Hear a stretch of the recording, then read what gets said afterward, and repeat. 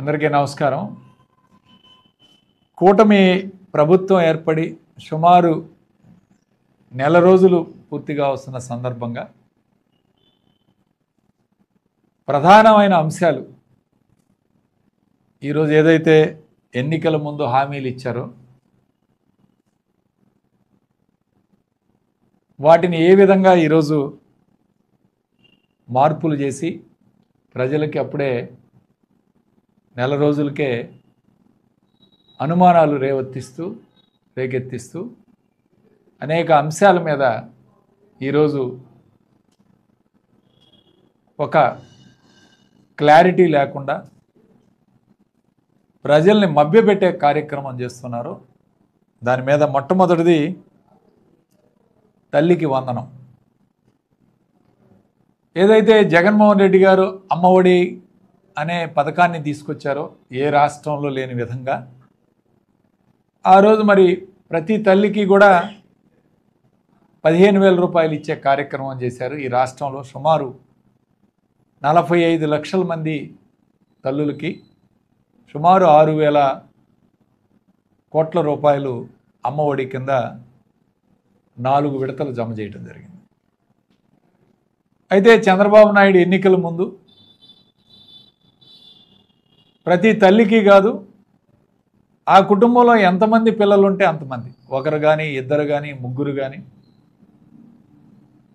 అందరికీ కూడా ఈ తల్లికి వందనం ఏదైతే పేరు మార్చాడో అమ్మఒడి, ఆ తల్లికి వందనం ఇస్తామని చెప్పి ఎన్నికల్లో వాగ్దానాలు చేయటం జరిగింది. అనేక చోట్ల మాట్లాడటం జరిగింది.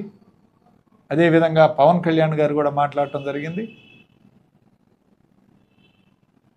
మరి జగన్మోహన్ రెడ్డి గారు మోసం చేశాడు అమ్మఒడి కింద, నేనైతే అందరికీ ఇస్తాను ఎంతమంది బిడ్డలు ఉంటే అంతమందికి. అట్లానే నిమ్మల రామానాయుడు ఆ వీడియో బాగా వైరల్ అవుతూ ఉంది.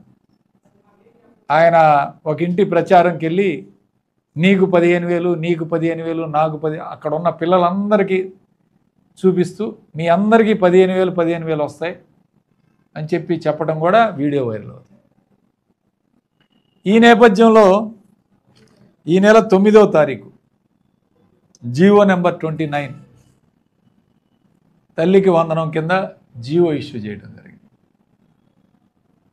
అందరూ ఆధార్ కార్డులు చూసుకొని ఆ జీవోలో క్లియర్గా మరి బిడ్డలకు కాదు తల్లులకు అనే మాట స్పష్టంగా ఈరోజు చెప్పడం జరుగుతూ ఉంది. మీకు ఒకసారి ఆ డిస్క్రిప్షన్ కూడా ఒకసారి చూపిస్తాను. Thalliki Vandanam as part of government assured flagship programme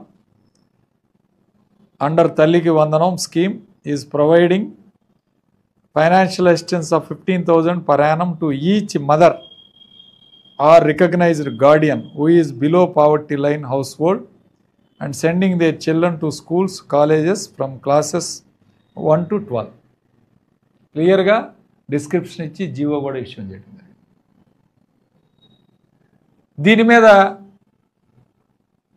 YSR మాజీ మంత్రులు కొంతమంది మాట్లాడిన తర్వాత కూడా ఎడ్యుకేషన్ డిపార్ట్మెంట్ వాళ్ళు రిప్లై ఇస్తారు. ఒక విధి విధానాల మీద ఒక క్లారిటీ ఇంతవరకు జీవోనేమో ఈ విధంగా ఇచ్చారు, లేదు మేము అందరికీ ఇస్తామని చెప్పి మళ్ళీ మంత్రి మాట్లాడుతూ ఉన్నాడు నిమ్మల రామానాయుడు. అది ఈ శాఖ మంత్రి లోకేష్ గారు ఇంతవరకు మాట్లాడలా. ప్లస్ ఇంకొకటి కూడా ఉంది. జగన్మోహన్ రెడ్డి గారి ప్రభుత్వంలో ప్రైవేట్ స్కూల్స్, ప్రభుత్వ పాఠశాలలు, ప్రైవేట్ పాఠశాలలు అందరికీ ఇవ్వడం జరిగింది. ఈరోజు మేము అడుగుతూ ఉన్నాం, ప్రైవేటు పాఠశాలలో చదువుకుంటున్న విద్యార్థులకు ఇస్తున్నారా లేదా విద్యార్థులకి? దీని మీద కూడా స్పష్టత లేదు.